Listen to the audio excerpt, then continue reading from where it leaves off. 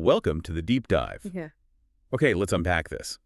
Today we're looking at something that honestly kind of redefines what we think is possible for human life. It's this vision for longevity. Super radical, makes gene editing almost look, conventional. And the really surprising part, they claim it has nothing to do with genes or drugs. Exactly. No pills, no edits. It's all about environmental purity. Our journey today uses material from Master's Insight, #188, and a document called The Genesis of the Unmutated New Human. It's by Fuchi Wu and Steve 88, dated just August 18, 2025. So our mission is clear. Figure out how they get to this claim humans could live 300, maybe even 500 years, naturally. Yeah. We need to understand the how and the why.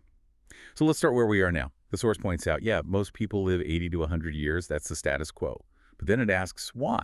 Why is that the limit? What's actually holding us back? And this is where their core argument comes in. And it's provocative. They argue it's not really our genetic code setting the limit. It's, and I'm quoting here, being locked down by environmental toxins. Environmental toxins. And they don't just leave it there. They get really specific. We're talking airborne stuff, acid-based particles, even this incredibly fine PM0.1 microdust. PM0.1, that's particulate matter about 1,000 times thinner than a human hair, right? Yeah. Stuff that can get really deep into your lungs, your bloodstream. Exactly. And they say it accumulates daily, silently aging us. But it's not just the air. It's our food, water, clothes, where we live, even how we travel, all causing what they call small, continuous damage. So this constant low-level attack on our cells, that's what they believe is cutting life short, leading to aging and disease as we know it. And based on that analysis, they dropped this bombshell.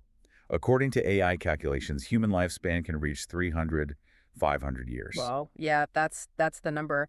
And what's fascinating here is the fundamental shift in perspective it represents. For so long, we've thought about longevity in terms of, our biology, our genes, like we have a built-in expiry date.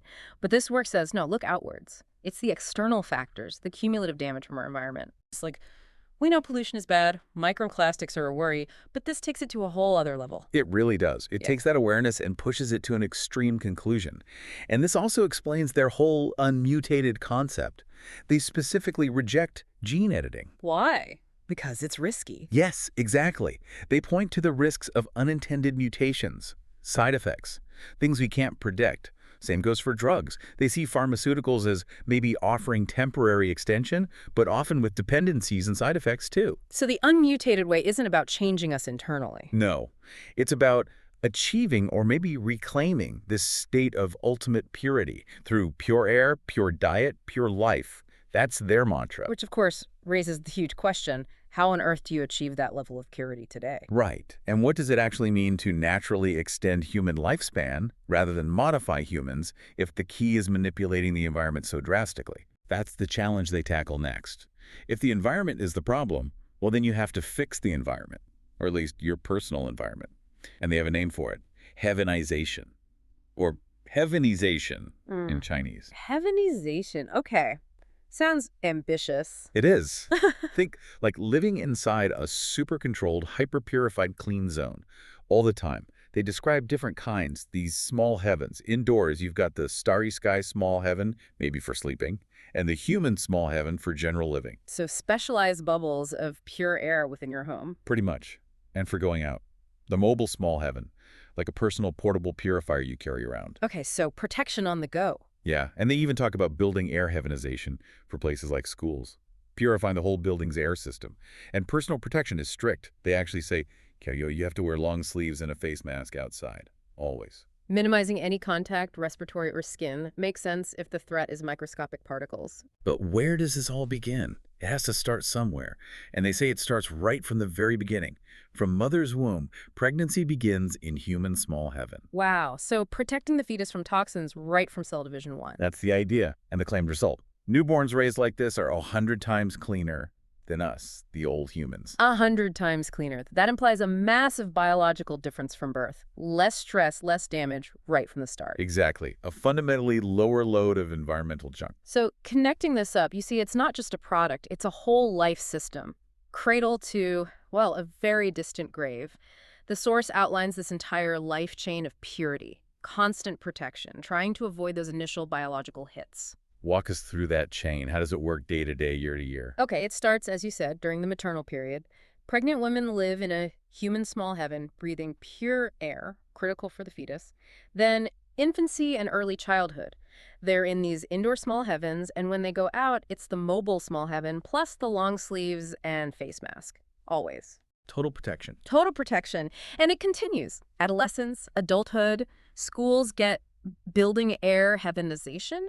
Travel always involves the mobile small heaven. It's constant vigilance. It sounds exhausting, honestly. It's certainly demanding. And it covers everything. Eat, wear, live, travel. The detail is incredible. For food, eat.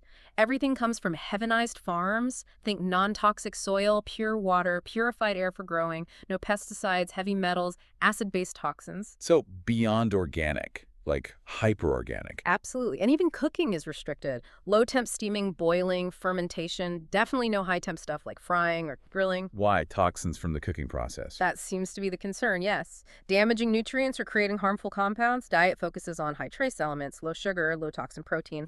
Then clothing, wear. Daily face masks are essential, designed for a perfect fit. Long sleeves always to block particles and chemicals. And the materials matter too, I assume.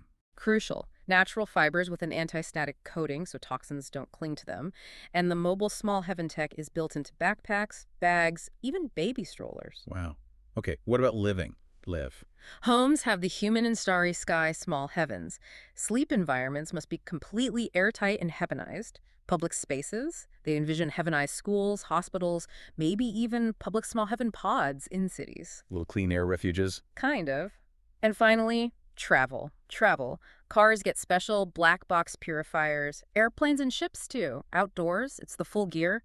Face mask, mobile small heaven, long sleeves, even a wearable purifier for exercise. Meticulous. Extremely. The source itself says, basically, eating and wearing must be very particular to live so long. It's a total commitment. An incredible system, a complete re-engineering of existence. Yeah, except The payoff. What does this intense purity actually do to lifespan? This is where they draw that stark line. Yeah. Old humans, that's us, living 80, 100 years, dying from toxins, aging, disease. Yeah. Versus the new humans of this unmutated evolution. And the number they put on those new humans? 300 to 500 years. Just let that sink in. 500 years. It's almost unimaginable. But illogically. They claim cell aging slows down by 70 to 90%. 70 to 90. Plus, starting in that womb-based small heaven means zero toxin deductions from the get-go. Result, almost no illness.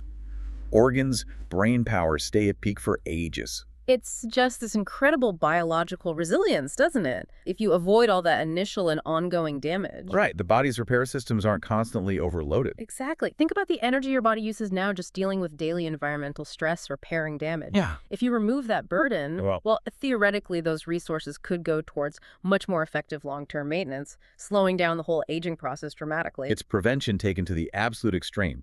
Avoid the damage, unlock the potential. It's a compelling argument for the power of the cumulative effect. Remove the deductions, and maybe our baseline potential is far higher than we realize. That cumulative idea is huge. But okay, let's zoom out. If people start living 3, 4, 5 centuries, what does that do to, well, everything else? Society, civilization. Now we get into the really profound societal shifts. It goes way beyond just individual health. Let's start with the individual. Peak performance, they say, extends to 200, 400 years.